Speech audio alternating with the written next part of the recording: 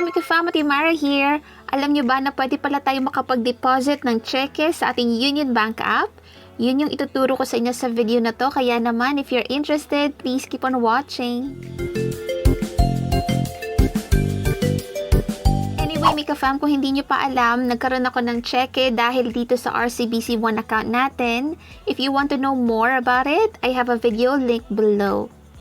Also, kung wala ka pang Union Bank account, meron akong video how to create Union Bank account online. Check the description box below. Hi guys, andito tayo sa ating Union Bank account and punta tayo dito sa check deposit.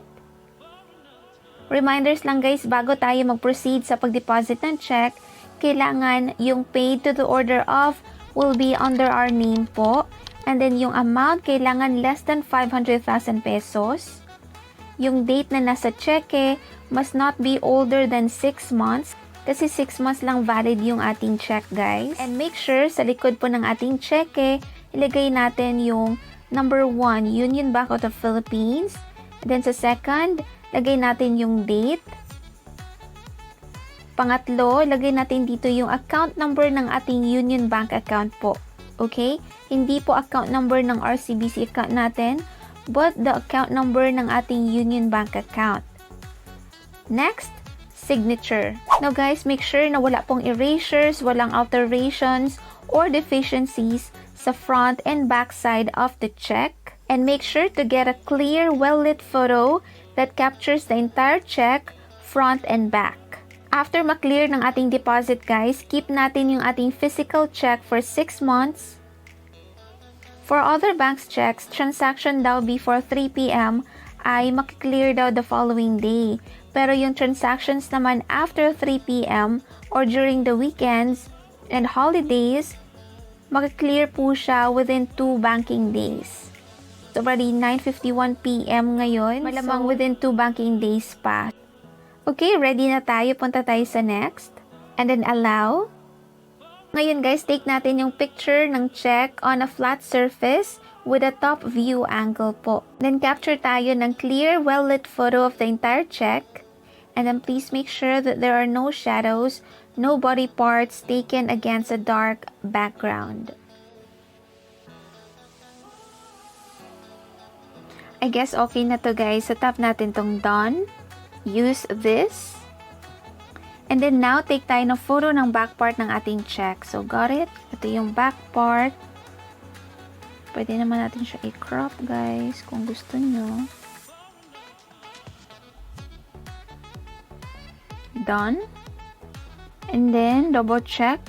Then, use this. Now, after nyan, guys, ayan, nakikita na natin RCBC. And then, yung account number, check number. Then, lagay natin dito yung date in front of the check. So, tama naman yung date.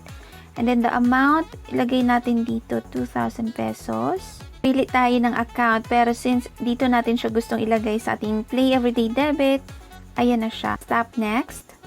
Kung sure ka na guys, then tap deposit 2,000 pesos. Check received. Ayan na siya guys. So, for Union Bank checks, we'll get back to you within 2 hours. For other banks checks naman, transactions submitted before 3 p.m. will be cleared the following banking day. Yung transactions naman received after 3 p.m. during weekends and holidays will be cleared in 2 banking days po. Update ko kayo kung kailan siya magre-reflect sa ating account. Hi guys, I'm back for an update. February 22, tayo po ay nag-deposit ng check sa ating Union Bank app. And then the next day, February 23, nabawasan na yung aking RCBC balance guys. Pero yung Union Bank account ko, same balance pa rin. And finally, February 24, reflected na yung 2,000 pesos sa ating Union Bank account. So guys, therefore, kung yung inyong cheque ay hindi naman under Union Bank, ibig sabihin, kagaya sa atin, RCBC po na cheque yon, tapos nag-deposit tayo sa Union Bank app natin. Then, kapag before 3 p.m. naman yung transaction, maka-clear siya the following day. Pero kapag yung transactions natin ay ginawa after 3 p.m. na, or during the weekend and holidays, then it will take 2 banking days po.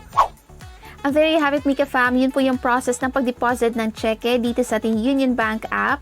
Definitely, hindi po siya madali. ang daming steps na kailangan gawin, tapos ang daming kailangan sundin. But of course, ganun naman talaga, diba? But anyway, sana nakatulong sa inyo itong video. And if you have any questions, feel free to comment down below. Subscribe kung hindi ka pa nakaka-subscribe. Be part of Micafam. I will see you next time. Bye for now.